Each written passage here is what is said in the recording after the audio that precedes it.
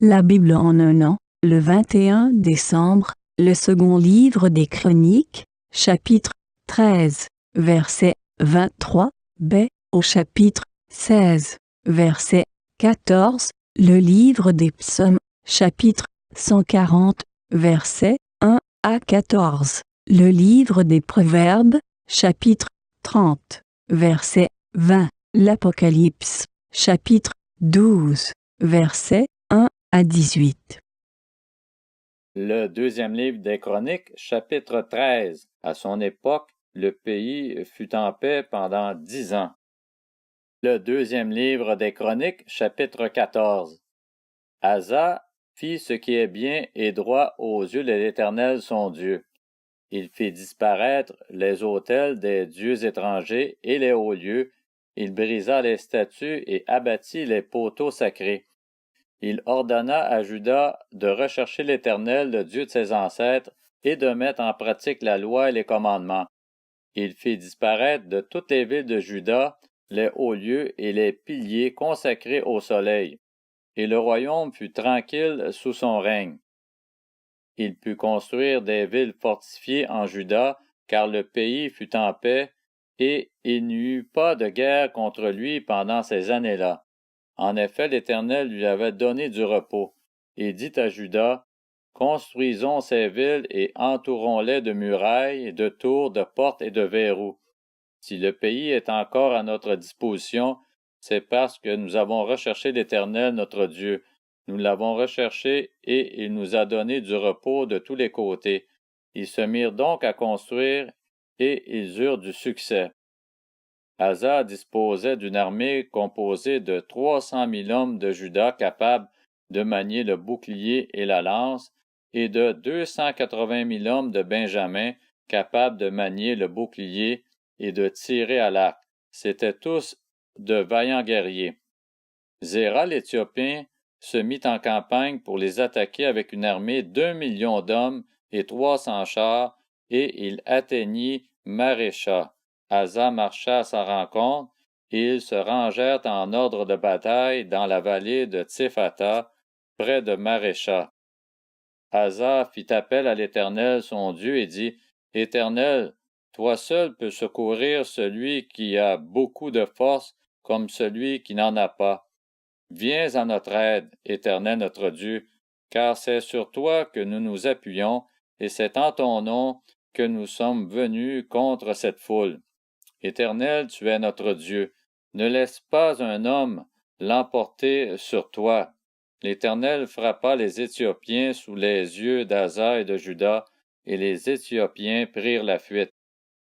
Asa et le peuple qui était avec lui les poursuivirent jusqu'à Guérar, et les Éthiopiens tombèrent sans aucun moyen de sauver leur vie, car ils furent détruits par l'Éternel et par son armée. Asa et son peuple firent un très grand butin. Ils conquirent toutes les villes des environs de Guérar, car la terreur de l'Éternel s'était emparée d'elles, et ils les pillèrent toutes, car elles contenaient un butin considérable. Ils frappèrent aussi les campements destinés aux troupeaux, et ils emmenèrent une grande quantité de brebis et de chameaux. Puis ils retournèrent à Jérusalem. Le deuxième livre des Chroniques, chapitre 15. L'Esprit de Dieu reposa sur Azaria, fils d'Oded.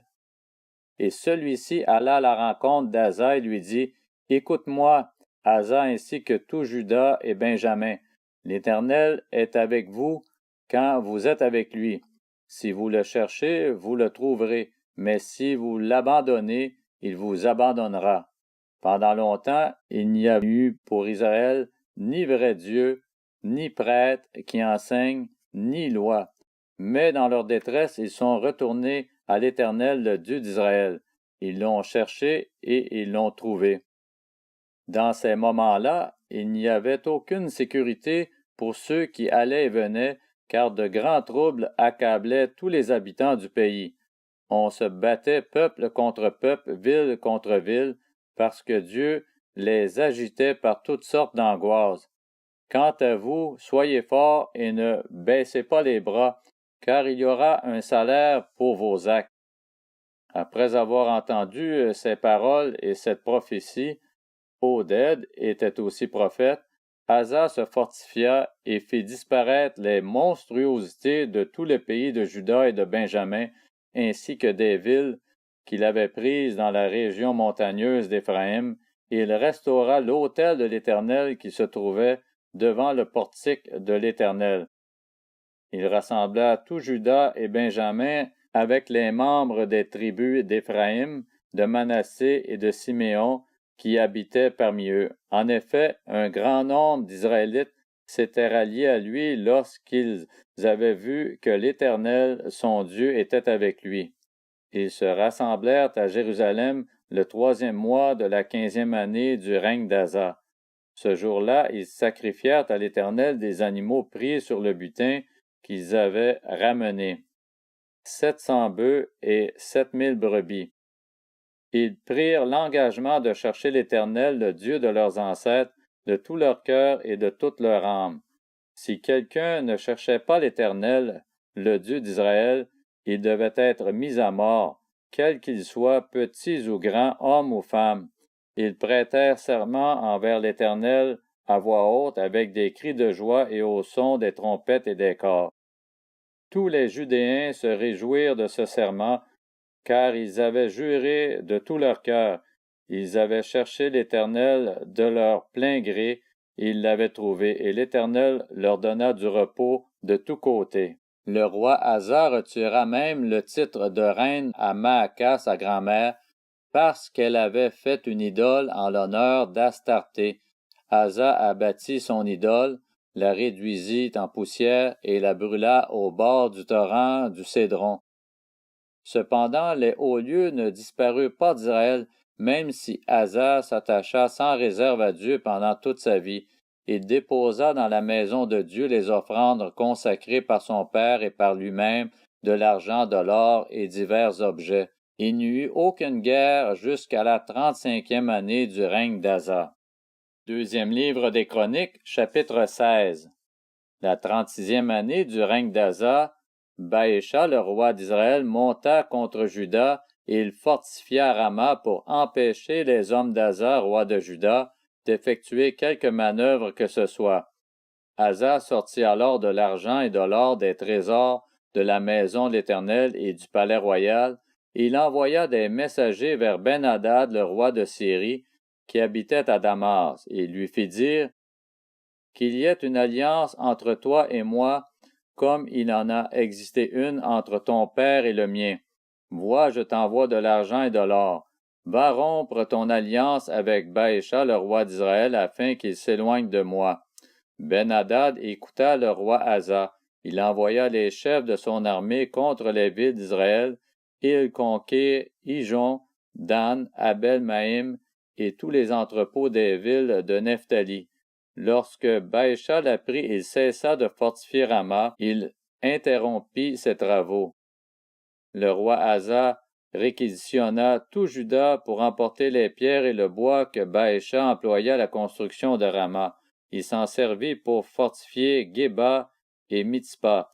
À cette époque-là, le voyant Anani alla trouver Asa, roi de Juda, et lui dit « Parce que tu t'es appuyé sur le roi de Syrie et que tu n'étais pas appuyé sur l'Éternel ton Dieu, l'armée du roi de Syrie t'a échappé. Les Éthiopiens et les Libyens ne formaient-ils pas une grande armée avec des chars et un grand nombre de cavaliers? Et cependant, parce que tu t'étais appuyé sur lui, l'Éternel les a livrés entre tes mains.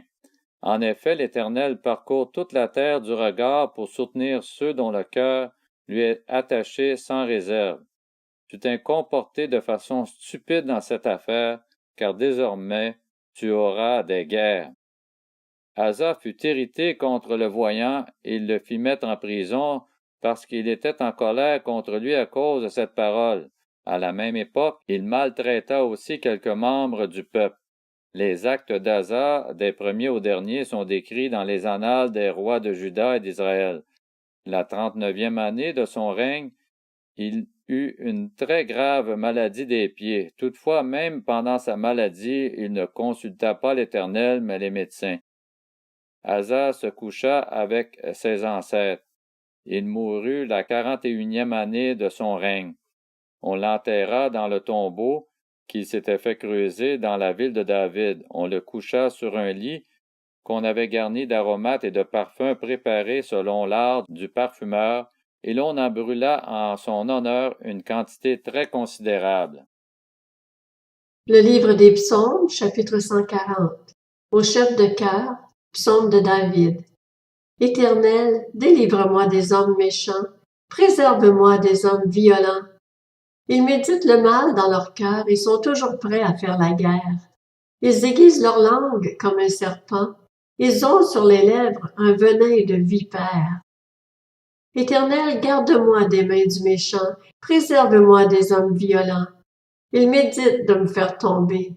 Des orgueilleux me préparent un piège avec des cordes. Ils déploient un filet le long du chemin. Ils me tendent une embuscade. Je dis à l'Éternel, tu es mon Dieu. Éternel, prête l'oreille à mes supplications. Éternel, Seigneur, mon puissant Sauveur, tu protèges ma tête le jour du combat. Éternel, n'accomplis pas les désirs du méchant. Ne laisse pas réussir ses projets, car il en tirerait de l'orgueil. Que le péché de leurs lèvres retombe sur la tête de ceux qui m'encerclent. Que des charbons ardents soient déversés sur eux. Qu'ils soient précipités dans le feu, dans des gouffres d'où ils ne se relèvent plus. Le calomniateur ne subsistera pas sur la terre, et l'homme violent sera sans répit pourchassé par le malheur. Je sais, l'Éternel fait droit aux malheureux, il rend justice aux pauvres. Oui, les justes célébreront ton nom, les hommes droits habiteront en ta présence. Le livre des Proverbes, chapitre 30. Voici quelle est la conduite de la femme adultère. Elle mange et s'essuie la bouche avant de dire « Je n'ai fait aucun mal ». Le livre de l'Apocalypse, chapitre 12. Un grand signe apparut dans le ciel.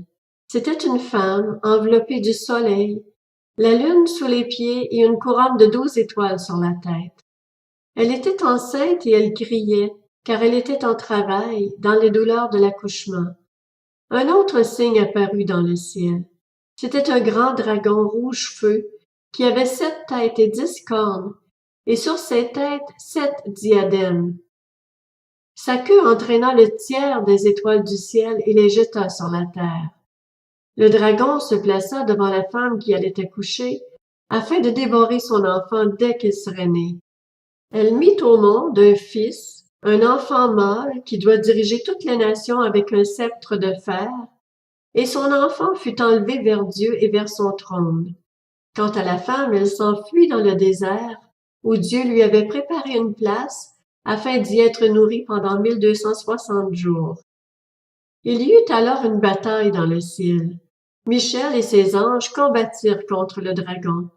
Le dragon et ses anges combattirent aussi, mais ils ne furent pas les plus forts, et il n'y eut plus de place pour eux dans le ciel. Il fut jeté dehors, le grand dragon, le serpent ancien, appelé le diable et Satan, celui qui égare toute la terre. Il fut jeté sur la terre et ses anges furent jetés avec lui. Puis j'entendis dans le ciel une voix forte qui disait « Maintenant, le salut est arrivé, ainsi que la puissance, le règne de notre Dieu et l'autorité de son Messie. » En effet, il a été jeté dehors, l'accusateur de nos frères et sœurs, celui qui les accusait jour et nuit devant notre Dieu. Ils l'ont vaincu grâce au sang de l'agneau et grâce à la parole de leur témoignage. Ils n'ont pas aimé leur vie au point de craindre la mort. C'est pourquoi réjouis-toi, ciel, et vous qui habitez le ciel. Mais malheur à vous, habitants de la terre et de la mer, car le diable est descendu vers vous, animé d'une grande colère, sachant qu'il lui reste peu de temps. Quand le dragon vit qu'il avait été précipité sur la terre, il poursuivit la femme qui avait mis au monde l'enfant mâle. Mais les 2 ailes du grand aigle furent données à la femme afin qu'elle s'envole au désert, vers l'endroit où elle doit être nourrie un temps, des temps, et la moitié d'un temps, loin du serpent. Alors le serpent vomit de sa gueule comme un fleuve d'eau derrière la femme, afin qu'elle soit entraînée par le courant. Mais la terre secourut la femme, elle s'ouvrit et engloutit le fleuve que le dragon avait lancé de sa gueule. Furieux contre la femme, le dragon s'en alla faire la guerre au reste de sa descendance, à ceux qui respectent les commandements de Dieu et qui gardent le témoignage de Jésus. Et je me tins sur le sable de la mer.